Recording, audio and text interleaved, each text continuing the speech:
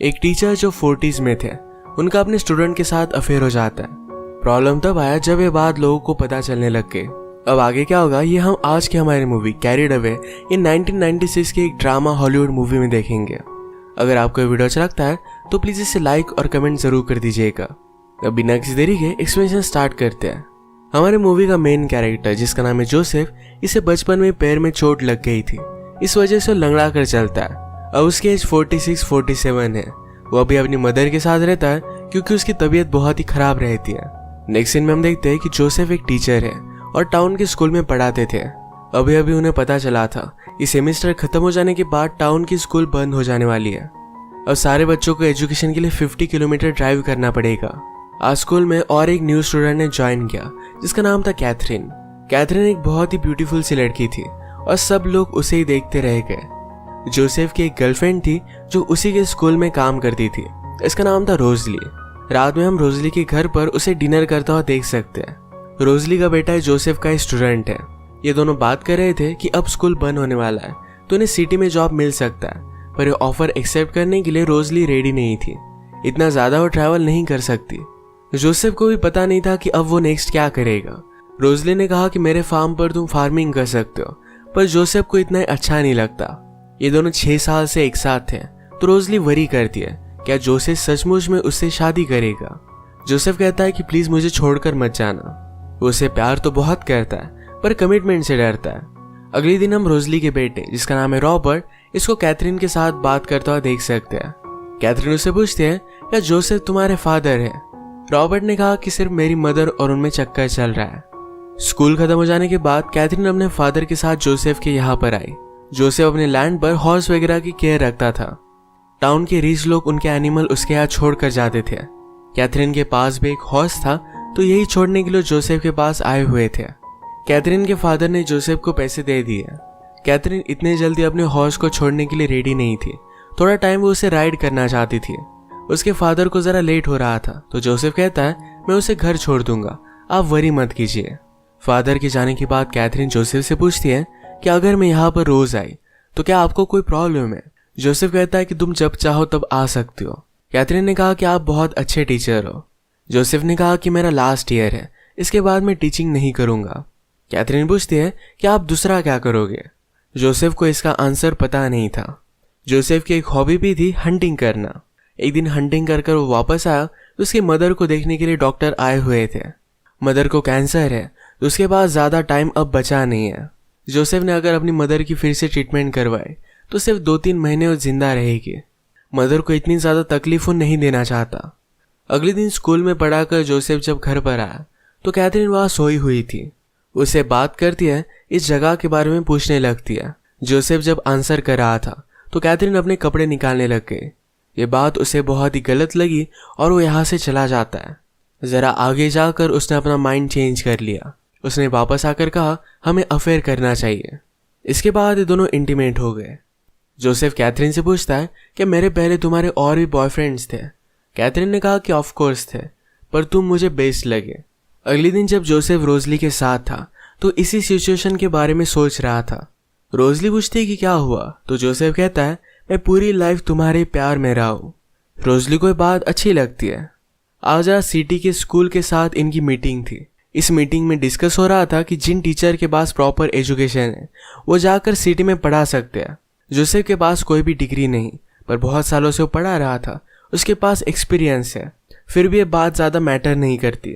वो उसे जॉब नहीं देते तो जोसेफ भी उन्हें गालियां देकर वहां से निकल आया। रात में रोजली ने जोसेफ से पूछा कि अब टाइम आ चुका है, तुम्हें मुझसे शादी कर लेनी चाहिए।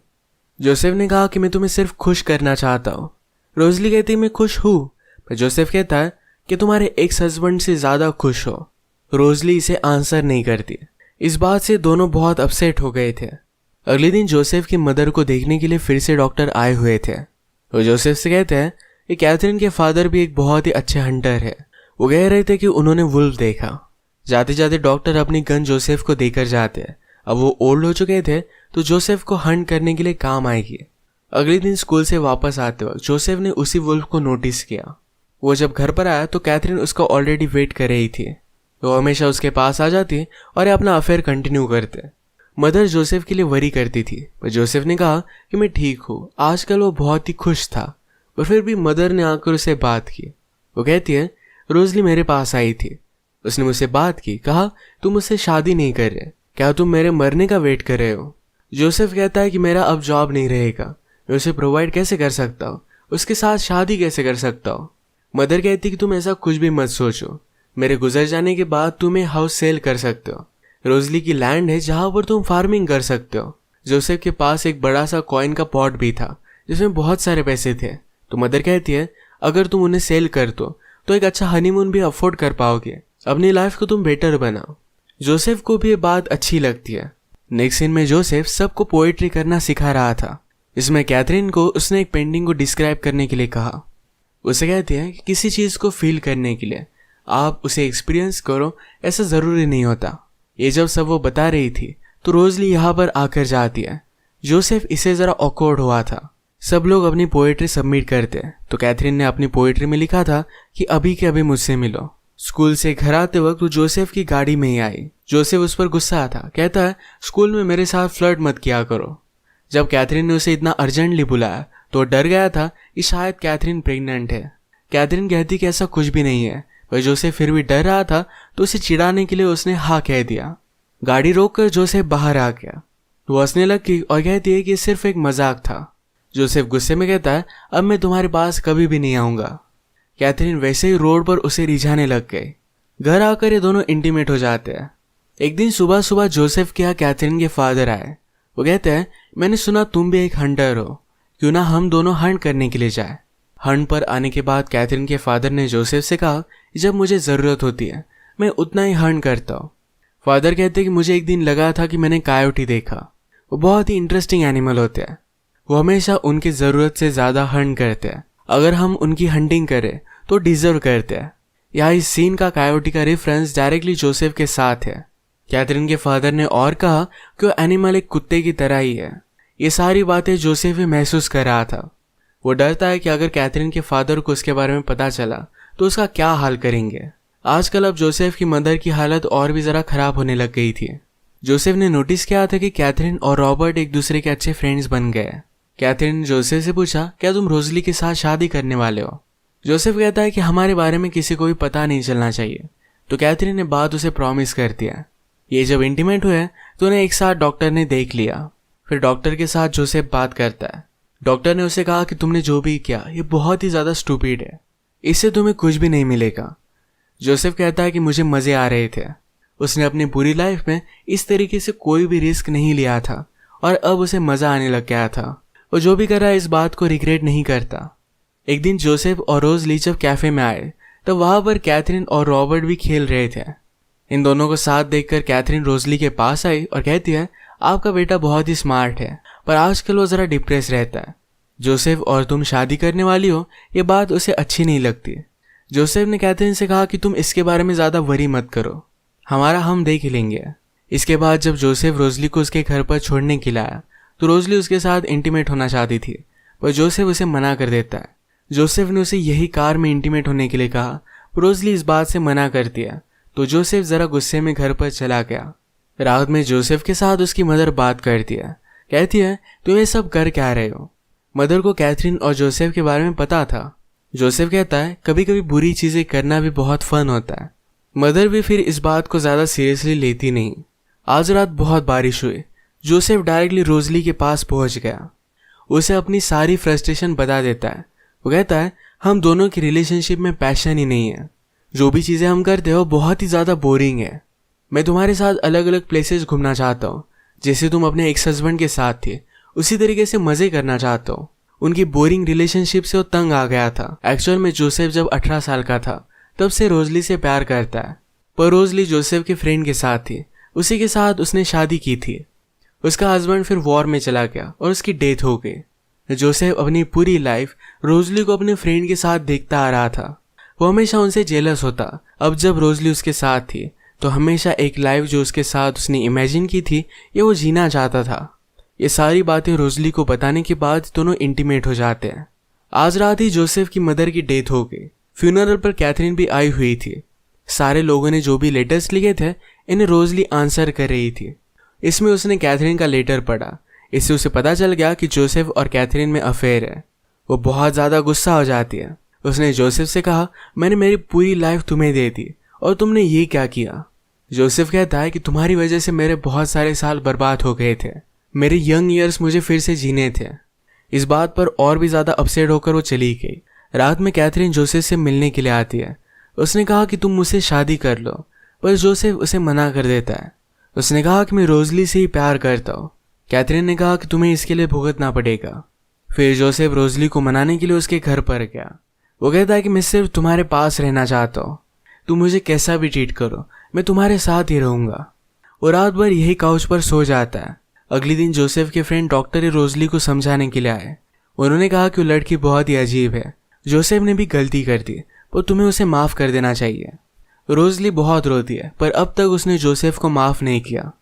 रोजली का बेटा हमेशा चाहता था कि रोजली और जोसेफ का ब्रेकअप हो जाए, तो खुश था।